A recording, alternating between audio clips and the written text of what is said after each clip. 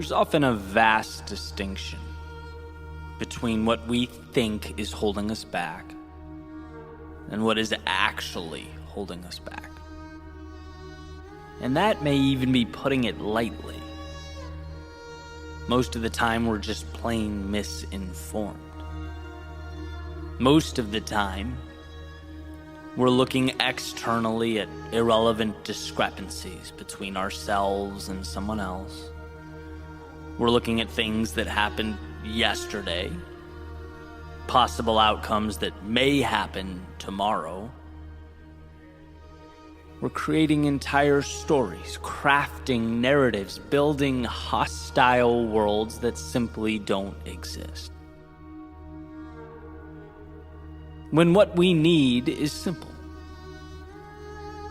to give ourselves permission, to let ourselves walk out that front door and towards what we long for. And this came to light recently. I shared a simple 20-second message on TikTok where basically I highlighted John Green's quote about the best things in life occurring after we find the courage to depart or leave where we are, right? To build again. And as I was looking at the response, it was both beautiful and eye-opening. Hundreds and hundreds of comments from people saying that the message helped them feel empowered to do what they've been putting off. And some called it fate. Some called it what they needed to hear at the exact moment they needed to hear it. And as I'm going through, I keep thinking the same thing over and over and over. Every single one of these people, they already knew in their hearts what needed to come next. They knew what would make them feel alive. They knew where the compass was pointing. Yet their default led them to the same place we've all been, waiting for external permission, waiting for life to give us a reason to say, okay, the light is now green, you can go, the time is right. Now, don't get me wrong, it means the world that a simple message can shift one's perspective that way. I've been on the receiving end. I was stuck looking for some type of guidance. We all have, but I think we'd all agree that if that guidance helps us get back on track, then the real question should be, how do we live so that we can stay to the best of our ability on track? Find ourselves less prone to those occurrences, more confident in ourselves, in our dreams, in where we're going. And for me, it's been understanding that in my life, I am the one that creates, signs, and sends the permission slips. I say go. And when I remember that, I'm free to do what's best for me. I'm simultaneously the architect and the pieces, the wind and the sail. See, you don't need a reason to walk out of a relationship you're not happy in. You don't need a reason to leave a job that's not pushing you to be who you most want to become. You don't need a reason to change a habit or reinvent yourself or begin again. No, all you need is the courage to green light what your heart already knows it wants. We think that the external world has the answers for us, when in reality, we've had them the whole time. We just want something to point to say, see, I was right. But we don't need to be reactive. We can be proactive. You can be the one that lights the fire. When you follow your intuition, your heart, your sense of purpose, life conforms because it has to conform. This podcast is sponsored by Talkspace. You know when you're really stressed or not feeling so great about your life or about yourself? Talking to someone who understands can really help. But who is that person? How do you find them? Where do you even start? Talkspace. Talkspace makes it easy to get the support you need. With Talkspace, you can go online, answer a few questions about your preferences, and be matched with a therapist. And because you'll meet your therapist online, you don't have to take time off work or arrange childcare. You'll meet on your schedule, wherever you feel most at ease. If you're depressed, stressed, struggling with a relationship, or if you want some counseling for you and your partner, or just need a little extra one-on-one support, Talkspace is here for you. Plus, Talkspace works with most major insurers, and most insured members have a $0 copay. No insurance? No problem. Now get $80 off of your first month with promo code SPACE80 when you go to Talkspace.com. Match with a licensed therapist today at Talkspace.com. Save $80 with code SPACE80 at Talkspace.com. When you become an immovable object, life around you moves. It makes way, and if it doesn't, then you go back to the drawing board, you adapt and adjust. And that's the beauty of life. That's how we build meaning, trusting ourselves to walk into that resistance. Because the friction and the headwind is never what's holding us back. Are they uncomfortable? Yeah. At times. Does it scare us? Sure. It's supposed to. But it's not what holds you back. Waiting for someone or something to come along and greenlight your journey through life is what holds you back. And it's funny, I think we again and again overlook the simplest of truths. The hardest part is starting. It's convincing yourself that 1, it's possible, and 2, you're worth it. Everything else you face from the second you walk out that front door can be conquered. In fact, we ourselves grow along the way so that we can rise up and meet the demands of life, but it's unquestionably doable. That thought as you look out the window, right? What if the worst case scenario happens? It can't. Because the worst case scenario is sitting in that seat your whole life, looking out the window and imagining a world where you found the courage to be more, to explore, to live life as it was meant to be lived. But let's say that what we fear does come to fruition. Then I ask, what are the odds it's reversible? Probably high. Let's say I want to start a podcast and I finally work up the courage and I get my mic and I start my show and no one listens. But I keep going and I keep going and nothing sticks. And most importantly, I learned, look, I'm really not crazy about this idea. It wasn't what I thought it was. It's not me. Okay, perfect. Now you know. And sure, it took time to learn that lesson. But you have the rest of your life to continue the beautiful experiment, to search for what lights you up. But you found the courage to explore, to try, to begin, and you are now better because of it. That's your worst case scenario? Sounds a lot less scary to me than a life lived sitting there looking out the window. See, we can't let the fear of an unlikely worst case stop the possibility of that oh so coveted best case.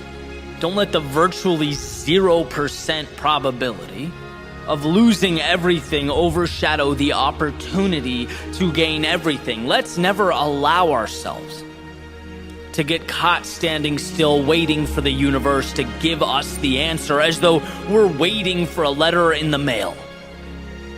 No, give yourself permission to see the upside, to make your own decisions, and most importantly, to live your life.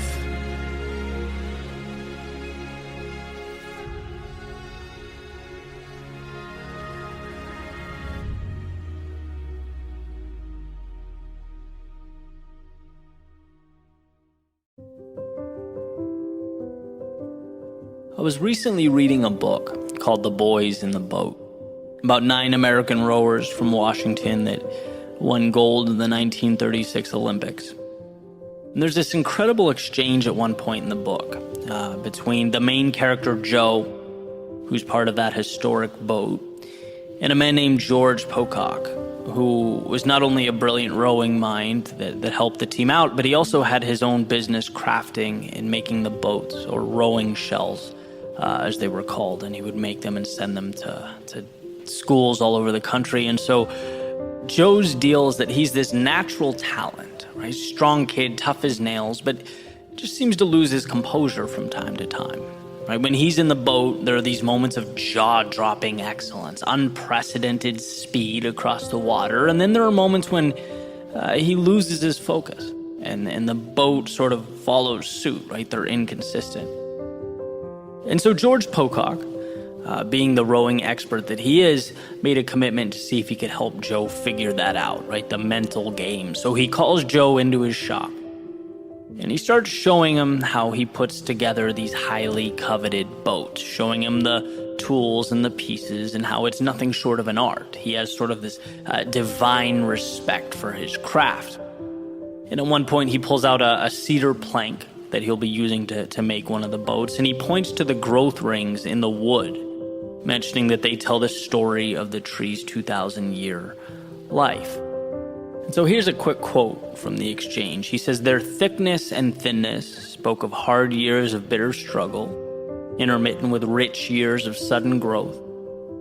The different colors spoke of various soils and minerals that the tree's roots had encountered, some harsh and stunting, some rich and nourishing.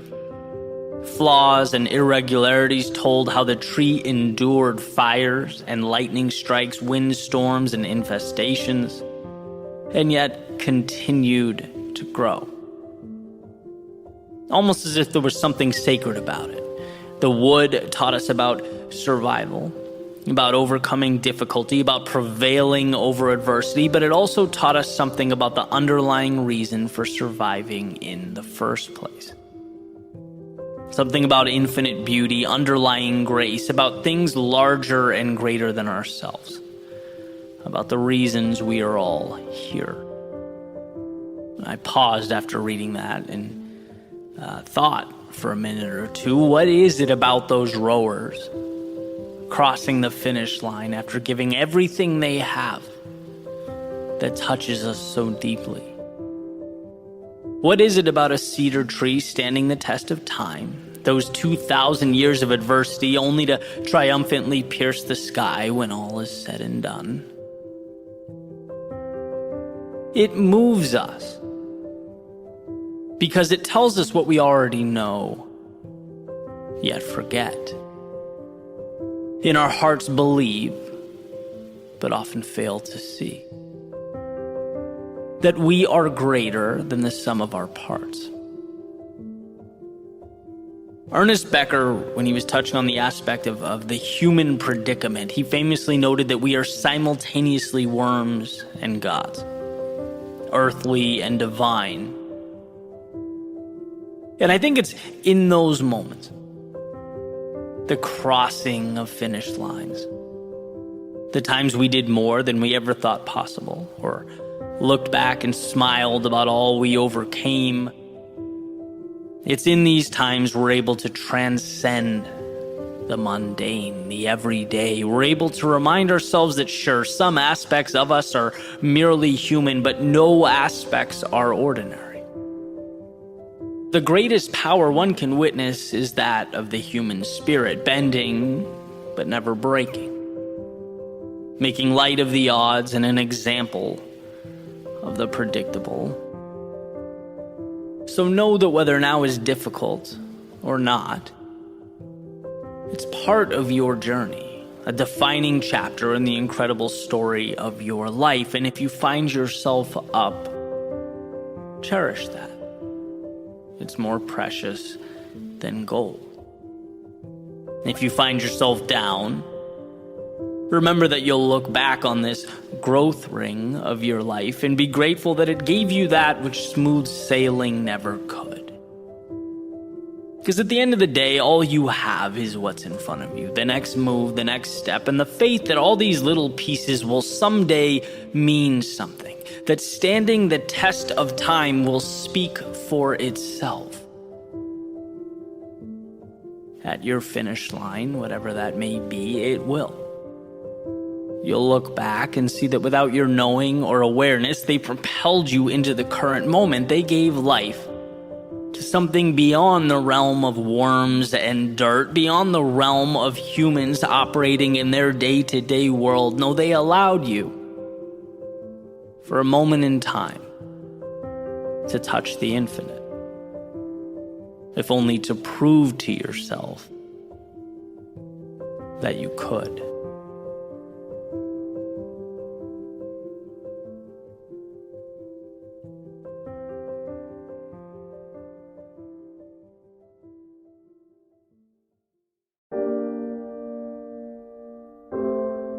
There's a quote by Cus D'Amato, Mike Tyson's trainer, at one point. He said, "The hero and the coward both feel the same thing. But the hero uses his fear, projects it onto his opponent, while the coward runs." It's the same thing, fear, but it's what you do with it that matters. In other words, it's not that some of us can skip fear altogether, remove it, eliminate it. No, we all at some point or another find ourselves standing face to face with fear. The question is, what do you do in that moment when it's your turn? I've always said fear doesn't get easier. It doesn't hurt less. But it's not supposed to. You can't change what fear is, but you can change what it does for you, how it impacts your life. Your life is determined by the relationship you build with that four-letter word. When does reality shift? It shifts when your hands tremble, when your palms sweat, when there's that feeling of uneasiness in your stomach, when the easiest thing in the world to do is walk away, but you carry on anyway. There's a rewiring that occurs. When that same trigger that historically tells you to run ultimately becomes your invitation to accept something greater, to become something more.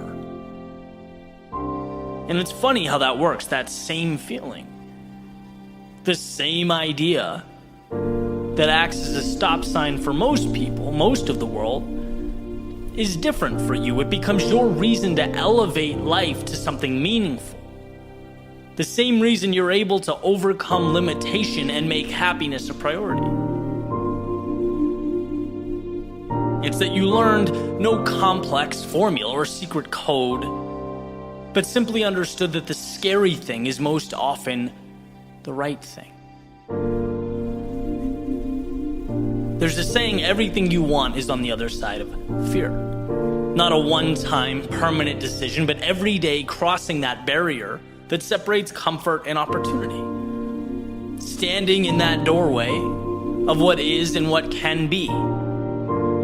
Robin Sharma says, being scared is part of being alive, so accept it, walk through it. In essence, to avoid fear is to skip what makes life worth living. The peak experiences that we remember, that's the fork in the road we face. The predicament we are presented with. The comfortable, unremarkable existence where the road spawned from curiosity, the journey of a lifetime. And so next time we find ourselves in that moment, let us remember that pain is temporary, but turning around and walking away is forever. Let us remember that tomorrow is what we make it, and the cost of admission starts now. Let us remember that the obstacle in front of us is not easy, but it wasn't intended to be. And that's precisely the reason we must walk through.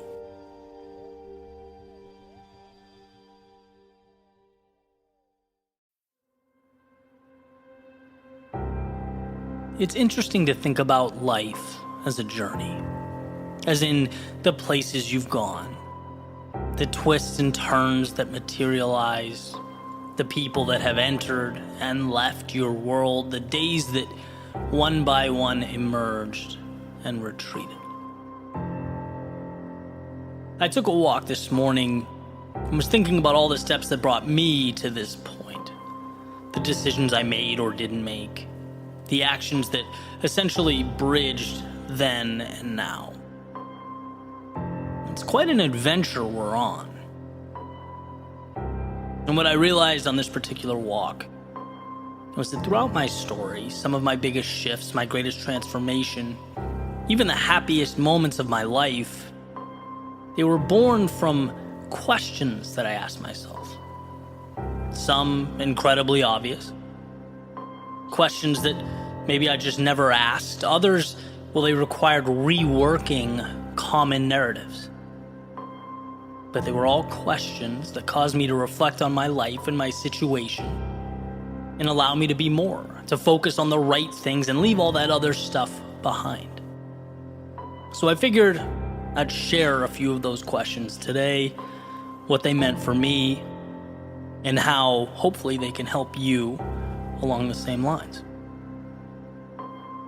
So question number 1, what do I have to lose? I learned early on that our tendency is to want to protect what we have. Routine is safe, and safety is survival. Whether it's trying something different, going somewhere new, leaving something behind, very few decisions in life can't be reversed. Very few decisions are forever. Yet we often stay in situations we aren't happy with because we fear the unknown so greatly that it seems not worth it. And this isn't a character flaw, it's instinct. But it can be rewired and reworked. Because danger isn't in making mistakes, danger is in never making them and becoming a fraction of what you might have been. So that's question number 1. What do you have to lose? Question number 2, am I happy? Why is this on the list? Because sometimes I'd forget that it's okay to simply do what makes me happy, what I enjoy. I don't have to do anything. I get to live the way I want to live. I think we too often let happiness take a back seat while we pursue things that we feel a sense of obligation to pursue. Right? And I'm not saying happy all the time is a thing. I've talked about that before. I've made videos about it. Life is absolutely peaks and valleys and navigating between them. But I do think happiness should be what we aim for. It should be our foundation and closely tied to our sense of purpose because, well, you don't get a second life. So it's important to make sure you enjoy this one. And frequently ask yourself if where you are in life makes you happy. Number 3, how can I get there? Now the nuance here, the difference is in the word how at the beginning of the question. Think about that. Think about the difference between can I get there and how can I get there? I learned this in college and it truly changed my perspective. When you start any journey knowing that the destination will be reached, when there is no question, when you're sure of yourself, the little decisions are no longer about whether to turn back or whether it's worth it. There is no can I, but it's in the how. It's the adjustments. What do I need to change? What have I learned that I can implement? What is everyone else doing or not doing that I can do? It's not whether your goal exists, because it does. The question is how do you get there? Number 4, what can I remove? Why? Because our tendency when we feel stuck or overwhelmed or lost or unsure is to look to acquire solutions, right? It's like, what can I add that I don't have? What can I obtain that will fill some void or gap? And sure, maybe sometimes that's the case, but in my experience, far more common is the need to eliminate what doesn't serve you. It's not to add, but to remove. It's to simplify. Identify what matters and just remove the rest. right? It's such a nice feeling to have line of sight to a particular goal and a foundation in place that allows you to move towards it, eliminating the activities that are meaningless. And that's, the people that hold you back, the places that don't coincide with who you want to be. If it's not helping you, it's hurting you. So, what can you remove? Number 5, have I been scared recently? And those of you who have been listening to me for a while, I'm big on this one. If you haven't been in a situation recently where you've been nervous or uneasy or unsure, then you probably aren't growing. And all of my life-changing moments, they made me uneasy at the time. They made me question myself. They weren't simple for me. From the beginning of my keynote speaking career, to pushing creative boundaries, to having the courage to grow my business in ways I hadn't before, they were all terrifying in the moment. And they all ended up being essential to the path I'm on. The way I look at it is, fear doesn't really get easy, but you can get comfortable with the idea of being uncomfortable. Right? You start to see it as just the price you pay for something better, the ticket to get into the show, the beginning of everything good to come. So, have you been scared recently? Number 6, what is my little hinge? Now, a little hinge is one small thing you can do that has a monumental impact on your day. For me, it's waking up early, it's having coffee, it's reading and getting some time to myself. That propels me into the rest of the day like a rocket. So the question is, what is the little thing in your life that can have a big impact on your day, on your energy, on your success? What is your little hinge? Number 7, how can I find a positive in this situation? And this one's tough, but it makes all the difference. And here is the reality. Even the worst experiences, our greatest letdowns, they open the door to something positive, something that can change your life for the better. And it is convincing myself to find it amidst these situations that has contributed to some of my greatest breakthroughs, because you learn. You're forced to adapt. You're forced to become more, and the key is put right in front of you. The problem is that most of the time we're so consumed by what we lost that we walk right by the positive. COVID's a great example.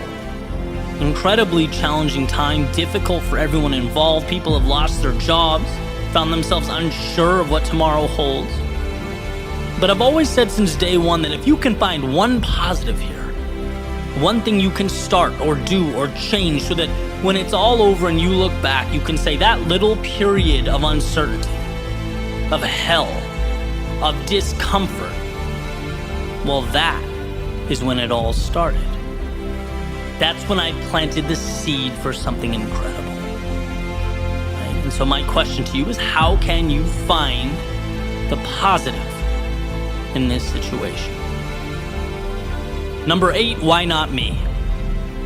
Anyone who's done something of value has faced long odds. They've had to peer into an abyss, not knowing what the future would hold. They didn't have an external world providing assurances. No, true to the name, they leaned on their internal world, their world within, self-belief. An understanding that life might knock them around, it might present challenges, but somewhere in there was the courage to march forward and overcome. See, no one's born special or with all the answers. The way I see it, there are people who had the courage to embrace vulnerability and those who did not. So let go of the thought that there's a monumental difference between you and the people who have what you want. Create a plan, prepare for the long haul, and most importantly, believe in yourself to overcome. If they did it, why not you? Question number 9, who matters? Now, this is in a lot of ways tied to question 4, the whole what can I remove question, but it's so important and it's been so valuable to me that I want to expound upon it. Right? Imagine a hospital bed scenario. Imagine, God forbid, you're sick and had to spend some time in the hospital. Who of all the people you know would make time to visit and sit by your bedside? Maybe the list is small, maybe it's not, but at least personally, I have a gut feel for who in my life fits that description. Those are really the people who matter. Those are the people I want to share time with and be there for. Those are opinions I consider. And this is important because we spend so much time, in some cases, making life-altering decisions based on the opinions of people who don't meet that description, don't even come close, sometimes strangers. And I'm not advocating being disrespectful towards people you don't know, nothing along those lines, but what I am reminding you is that there are a few people, a handful in our lives that truly have our best interest at heart, that means something. Don't adjust your life for people not on that list, right? It's important to ask yourself who matters. Lastly, number 10, how am I thinking about yesterday? Now, this one's near and dear to my heart because yesterday can be a tricky thing. You know, we fall into the trap, sometimes without even realizing it, of allowing our past to determine our future. Well, this is how people saw me yesterday. This is how I felt about myself yesterday. This is what my life was like yesterday. So this is who I am. This is who I need to be. But that thinking couldn't be further from the truth, right? You are always one decision away from a totally different life, one step away from walking down a new path, from creating something for yourself never seen. So don't ever feel like you can't change or grow into something new because you spent so long getting to where you are now.